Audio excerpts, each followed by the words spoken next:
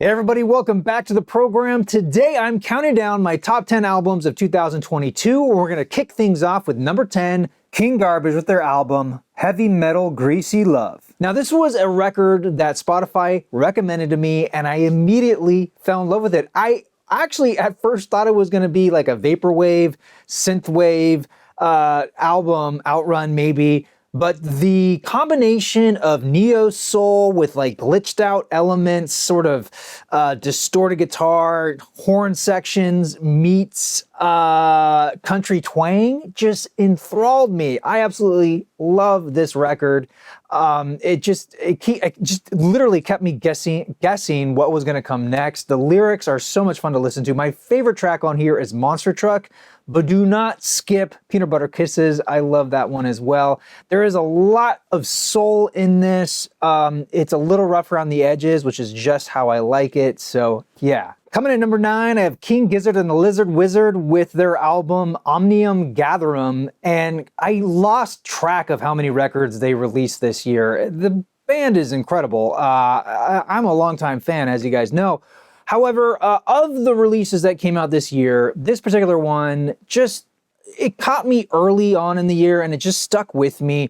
The variety on this record just can't be beat. To me, this is like everything that King Gizzard has to offer, almost like a compilation of all their different styles. It's got like funk, soul, psychedelia, metal, rap. It's just all blended up together.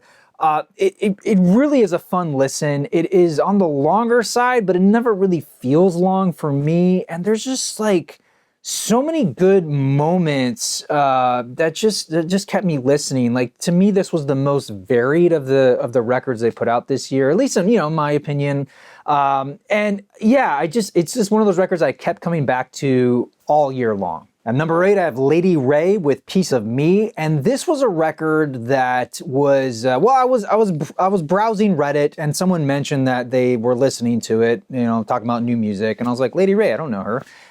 And oh my gosh, just love her combo of like neo soul with like it's like contemporary beats on top of it, and then just like really modern lyrics. Just a beautiful blend. I love her voice, her outlook on life, just the lyrics. Like it's not all like one of her songs, Joy and Pain. I'm hearing it in my head right now. I mean, that's this record. It's about life. It's joy and it's pain, and I really felt something. I mean, I really feel something every time I listen to this album, and there's just gorgeous, beautiful, intimate moments throughout. I fell in love with her work after this album. At number 7, I have Toro y Moi's 7th album, Mahal. And this, oh my gosh, I've been a longtime fan of his work, and to me, this is some of his best songwriting in a long time. Like every track on here, I absolutely adored, and I love the overall feel of this album. It feels, less like a mixtape and more like a constantly revolving radio station. Like I think that was intentional. I mean, you can hear it in some of the in-between moments of these tracks, but just kind of the flow of it and just the variety of the tracks on here. And it's just got such a warm, sunny feeling overall. It just made me feel good, which is something I really needed this year. Number 6, I have Mama with Household Name, and this is an album that got heavy rotation for me throughout the year. Spotify kept suggesting singles from it, and I would just like go to the album and just listen to the whole album again. It just got played so much, and I never got tired of it. I still love it. For me, it's got this nostalgic retro feel about it. Like it really harkens back to the 90s, but I can't exactly pinpoint what band or what particular year that they're pulling from. It's just like an overall sense of it, just sort of distilling just a bunch of different songs and just creating their own spin to it. Like it's uniquely them, and I really Man, I just can't get enough of this. It just makes me feel so good when I listen to it. At number 5, I have Ceramic Animal with Sweet Unknown, and oh my gosh, I am so proud of these guys. They knocked it out of the park with this album. It's on Easy Eye Sound. Dan Auerbach from the Black Keys produced this, played on this, co-wrote some of the songs on it, so his stamp is definitely on this album. However, it is still Ceramic Animal, and it's some of the best work they've done to date. One of my all-time favorite songs of all time is on here, Sweet Unknown, the title track. It is just gorgeous, heartfelt songwriting. Can't get enough of this. This was on heavy repeat, and I was blessed to be able to see them twice in concert. That was so cool. I'm just, again, so proud of these guys. If you haven't heard it yet, you gotta check it out. At number 4, I have Daywave with Past Life, and this is another kind of 90s throwback album, at least for me.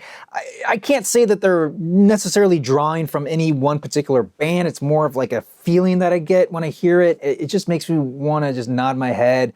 It's really feel good, sort of indie pop, sunny vibes with a little bit of melancholy on some of the tracks, but just overall a really tight and concise album. If you listen to the deluxe version, there is a cover of the Cranberries' Linger.